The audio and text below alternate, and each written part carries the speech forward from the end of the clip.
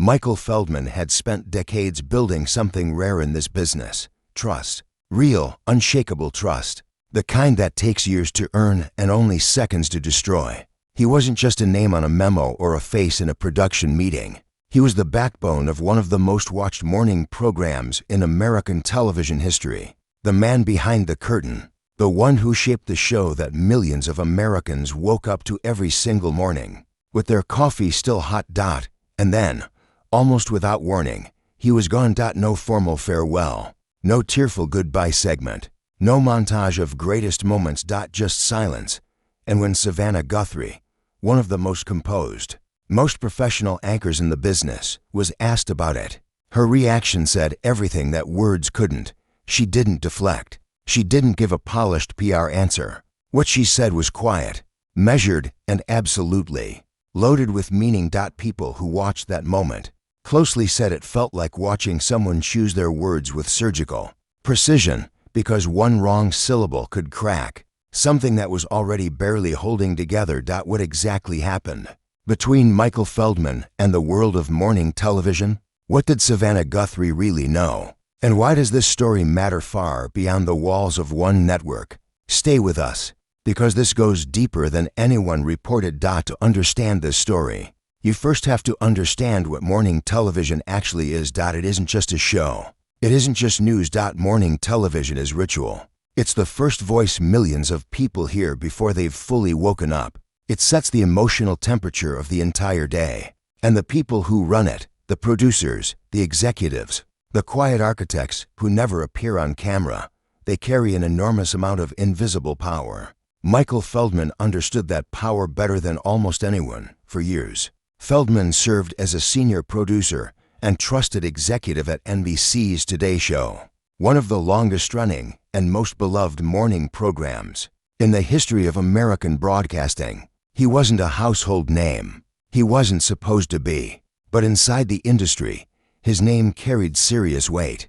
He was known as someone who genuinely cared, not just about ratings, not just about segments and story pitches, but about the people on his team. Colleagues described him as thoughtful, creative, and deeply loyal to the culture of the show and his relationship with the on-air talent, particularly with Savannah Guthrie, was considered one of the most professionally solid partnerships in all of morning news. Savannah Guthrie herself is no ordinary anchor. She's a trained attorney, a journalist who has covered presidential campaigns, Supreme Court decisions, and global crises with calm, unwavering authority. She joined the Today Show in 2012 and quickly became its anchor, its heartbeat, its most recognizable face. She is someone who does not rattle easily, which is exactly why her reaction to the Michael Feldman situation hit the way it did. Because when Savannah Guthrie shows emotion, real, unscripted, unguarded emotion, people pay attention. This is the story of what happened, why it happened, and what it reveals about the hidden machinery of television fame, loyalty, and the quiet, devastating cost of working at the very top of this industry. Michael Feldman didn't grow up dreaming of television the way most people imagine. He wasn't the kid who wanted to be on camera. He was the kid who wanted to understand how things worked, how stories were told, how audiences were moved, how a single decision in an editing room could change the entire emotional weight of a moment. That instinct for storytelling didn't come from nowhere. It came from paying attention, from watching, from caring more than most people thought was necessary about the craft of communication. He built his career the hard way, through years of grinding work in television production, learning every layer of how a major broadcast actually comes together. Not the glamorous parts, the real parts, the pre-dawn call times, the crisis management when a live segment goes sideways, the invisible decisions that viewers never see but always feel. By the time Feldman reached the upper levels of NBC News, he had earned his position in the truest sense of the word, not through connections alone, not through luck, but through a genuine, documented, undeniable commitment to the work. People who worked alongside him in those early years remember a man who set a high bar, not just for others, but for himself first. Someone who believed that morning television, done right, could actually matter, could actually make people feel less alone at the start of a difficult day. That belief drove everything he built, and it made what came later all the more painful to watch. Within the world of morning television, Michael Feldman's rise was steady, purposeful, and deeply respected. He became one of the key figures shaping the Today Show's editorial direction during some of its most significant years. He helped navigate the show through major news cycles, emotional national moments, and the relentless pressure of competing in one of the most cutthroat time slots in all of television. Morning news is a battlefield. The competition between Today, Good Morning America, and CBS Mornings never stops. Every ratings point matters. Every booking decision, every interview format, every tonal choice has to be calculated and precise. And Feldman was one of the people doing the calculating. His influence was felt in the texture of the show, in the balance between hard news and human interest, in the way the anchors were supported, in the culture that existed behind those bright studio lights. Savannah Guthrie, in various interviews over the years, spoke warmly about the people who made the show what it was, the producers, the crew, the team that most viewers never see. Feldman was part of that world she was describing. Their professional relationship was built on the kind of mutual respect that is genuinely rare at this level of the industry. He trusted her instincts. She trusted his judgment. That kind of partnership in television is gold. Which is exactly why what happened next felt like such a deep and unexpected rupture. In 2017, The Today Show was shaken by one of the most significant scandals in its history. Matt Lauer, the longtime co-host, the face of the show for over 2 decades, was terminated following multiple serious allegations of sexual misconduct. The news broke on a Wednesday morning. By Thursday, his chair was empty. The entire show had to rebuild itself almost overnight. What followed was a period of intense internal examination at NBC News. Questions were being asked not just about Lauer, but about the culture that had allowed certain behaviors to go unchecked for so long. About who knew what. About where the lines of accountability truly sat. Michael Feldman was in the middle of that environment. He was not accused of misconduct himself, but in the aftermath of the Lauer firing, the ripple effects touched everyone at senior levels of the organization. People were reassigned. Structures were reorganized. Trust was fractured in ways that didn't heal quickly, and in some cases, didn't heal at all. Feldman eventually departed from his role at NBC. The circumstances were not fully public. There was no dramatic statement, no explosive tell-all interview, just a quiet exit from a world he had given years of his professional life to. And that quietness, that absence of any real explanation, is what made people pay much closer attention, because in television, when someone that senior leaves that quietly, it almost always means the real story is more complicated than anyone is willing to say publicly. Few people knew what conversations happened behind closed doors. Few people knew what decisions were made, what was asked of whom, what pressure was applied, and by whom. But Savannah Guthrie knew more than most. What makes Michael Feldman's story resonate far beyond the television industry is something that people in high-pressure careers rarely talk about openly: the personal cost of professional loyalty. When you give years of your life to an institution, when you pour your identity into the work, when the show becomes not just your job but your entire sense of purpose, losing that connection doesn't just affect your career, it affects who you are at your core.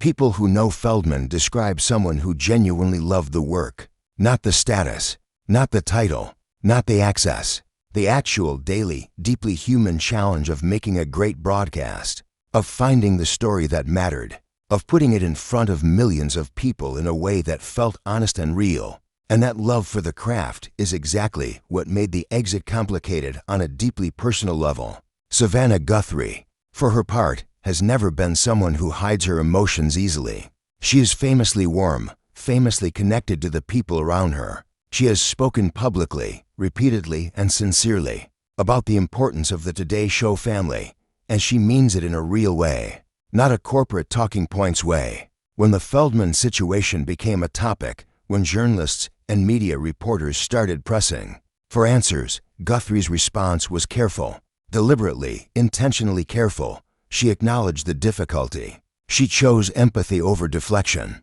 She made it clear, without saying everything, that this was not a simple situation, and that she felt the weight of it personally. That reaction told a story all by itself. There is something deeply profound that happens when people who have spent decades at the center of something powerful suddenly find themselves on the outside of it.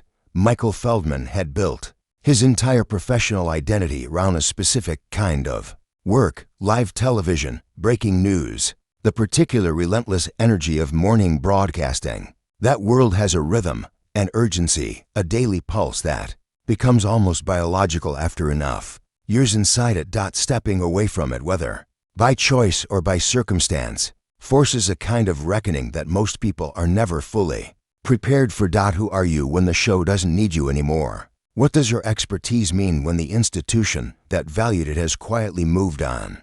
These are not easy questions, and they are questions that many people in high-profile media careers eventually have to face, often much sooner than they ever expected. Feldman, from what those close to him have shared, approached this period with a degree of quiet dignity that speaks volumes. He didn't become publicly bitter. He didn't take shots at the people or the institution he had served for so long.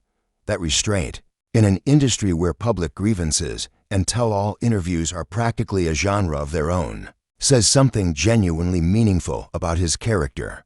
But restraint doesn't mean the experience wasn't painful. And the people who watched him navigate that transition, Savannah Guthrie among them, understood exactly what it cost him, because they had worked closely enough with him to know how much it all meant. So what was the unexpected scandal really? Here is the full picture. After Matt Lauer's firing, NBC News faced enormous pressure from the public, from internal staff, from outside advocacy groups, to demonstrate that it was taking accountability seriously and making real structural changes. That pressure led to a comprehensive internal review of senior staff and the broader culture under which they had operated. Michael Feldman, as a senior producer who had been present throughout years of Lauer's tenure at the top of the show, became part of that review process. Questions were raised, not about his own conduct, but about what he may have been aware of, what conversations he may have had, and what, if anything, could have been done differently along the way. This is the part that rarely makes headlines cleanly, because it exists in the deeply uncomfortable gray area between individual wrongdoing and institutional failure.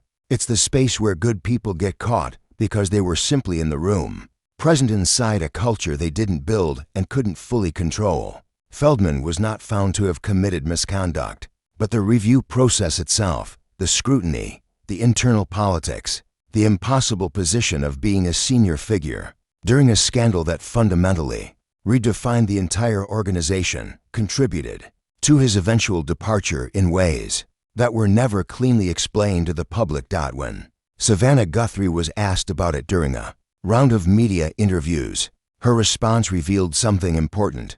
She said that the hardest part of that entire period was watching good people get caught in the undertow of something they didn't create. That sentence landed like a stone dropped into still water, because it was clearly personal. It was clearly about someone specific, and anyone paying close enough attention understood exactly who she meant. The unexpected scandal wasn't a single dramatic incident. It wasn't one explosive revelation that changed everything in an instant. It was the slow, painful collapse of trust inside a major institution, and the very real human cost that collapse left behind for people who had done nothing more than give everything they had to the work. That is the truth this story was always building toward, and it is a truth that extends far beyond one show, one network, or one name. We live in a world that is very good at celebrating people when they rise and very quick to forget them when they fall. The television industry, like so many industries built on visibility and power, has a particular talent for erasure. People who shaped careers, who built cultures from the ground up, who made the work possible every single day become invisible the moment the institution decides it has moved on. Michael Feldman's story is a reminder that behind every broadcast, behind every perfectly timed segment, behind every anchor who delivers the news with calm and steady authority, there are human beings, people with careers, reputations, relationships, and deeply personal stakes in the work they do. Savannah Guthrie's reaction to his situation was not just professional courtesy. It was a public act of human decency in an industry that doesn't always reward that kind of honesty. She chose to acknowledge the complexity, to sit with the discomfort rather than smooth it over with careful language, to let people know that she saw what happened, that she understood what it cost, and that she was not willing to pretend. Otherwise, just because pretending would have been easier. That is the kind of integrity that deserves to be named out. Loud. And Michael Feldman, whatever comes next in his story, deserves to be remembered not as a footnote in someone else's larger scandal, but as a professional who gave real years of real work to something that genuinely mattered to millions of people every single morning. Legacies are not always built in the spotlight. Sometimes the most important work happens in the rooms nobody films, in the decisions nobody documents, in the loyalty that continues even when there is no audience watching and no applause coming. That is the work Michael Feldman did, and that is the work that never fully disappears, no matter how quietly a departure happens, no matter how little the headlines actually say, because the truth always finds a way to be told, even years later, even in a story like this one.